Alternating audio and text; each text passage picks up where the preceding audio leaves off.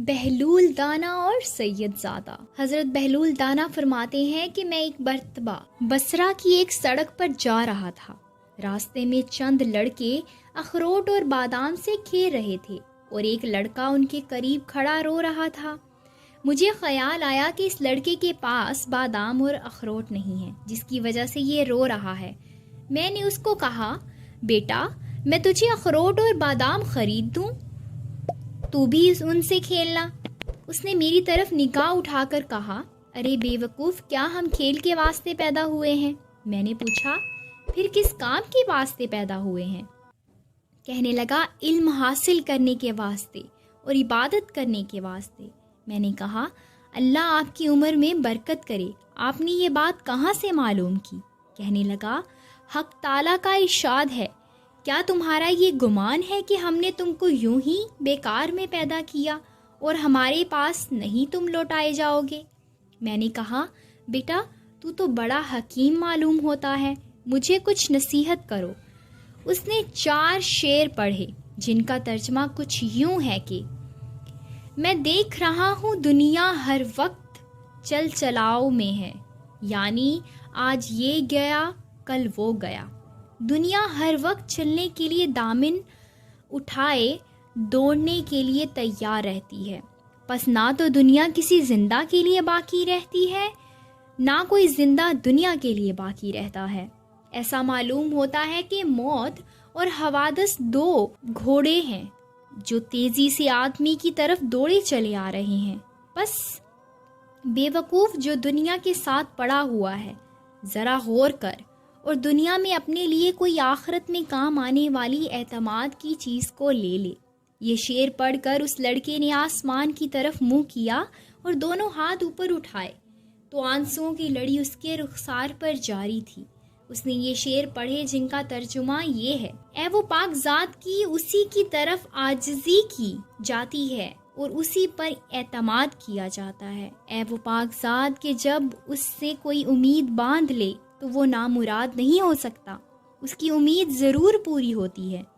یہ شعر پڑھ کر وہ بے ہوش ہو کر گر گیا۔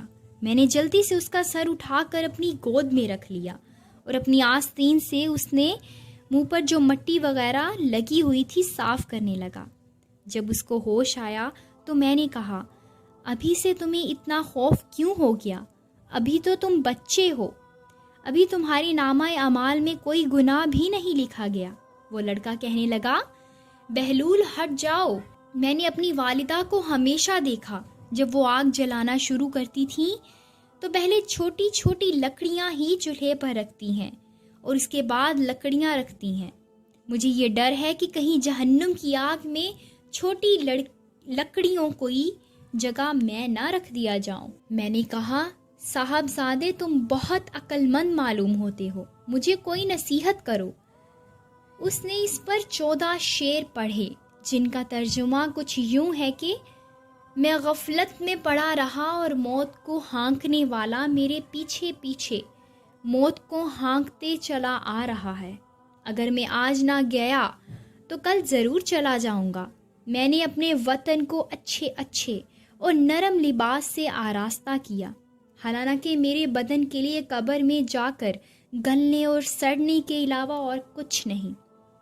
وہ منظر اس وقت گویا میرے سامنے ہے جیسے میں قبر میں بوسیدہ پڑا ہوا ہوں اور میرے اوپر مٹی کا ڈھیر ہوگا، نیچے قبر کا گڑھا ہوگا اور میرا یہ حسن و جمال سارا کا سارا جاتا رہے گا اور بالکل مٹ جائے گا، حتیٰ کہ میری ہڈیوں پر نہ تو کوئی گوشت رہے گا نہ کھال رہے گی۔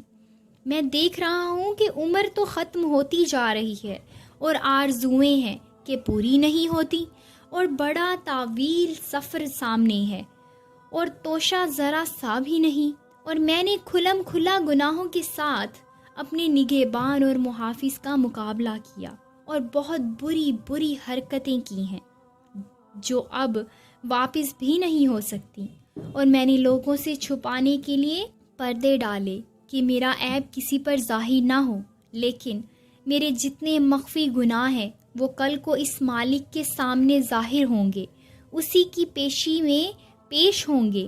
اس میں شک نہیں، مجھے اس کا خوف ضرور تھا، لیکن میں اس کی غایت حلم پر بھروسہ کرتا رہا، جس کی وجہ سے جرت ہوتی رہی، اور اس پر اعتماد کرتا کہ وہ بڑا غفور ہے، اس کے سوا کون معافی دے سکتا ہے۔ بے شک تمام تعریفیں اسی پاک ذات کے لیے ہیں، لیکن کیا کریں، ہماری عقل ضائع ہو گئی، کسی بات سے عبرت حاصل نہیں کی۔ بس اب اس کے سوا کوئی چارہ نہیں کہ کاش گناہوں کو بخشنے والا میری مغفرت کر دے۔ جب کسی غلام سے کوئی لرزش ہوتی ہے تو آقا ہی اس کو معاف کرتا ہے۔ بے شک میں بدترین بندہ ہوں جس نے اپنے مولا کے عہد میں خیانت کی، اور نالائق غلام ایسے ہی ہوتے ہیں کہ ان کا کوئی قول و قرار معتبر نہیں ہوتا۔ میری آقا، جب تیری آگ میرے بدن کو جلائے گی تو میرا کیا حال بنے گا، جبکہ سخت سے سخت پتھر بھی اس آگ کو برداشت نہیں کر سکتے۔ میں موت کے وقت بالکل تنہا رہ جاؤں گا، قبر میں بھی اکیلا ہی ہو جاؤں گا، قبر سے بھی اکیلا ہی اٹھوں گا، کسی جگہ بھی میرا کوئی مددگار نہ ہوگا۔ پس اے وہ پاک ذات جو خود اکیلی ہے، واحد و لا شریک ہے، ایسے شخص پر رحم کر جو بالکل تنہا رہ گیا۔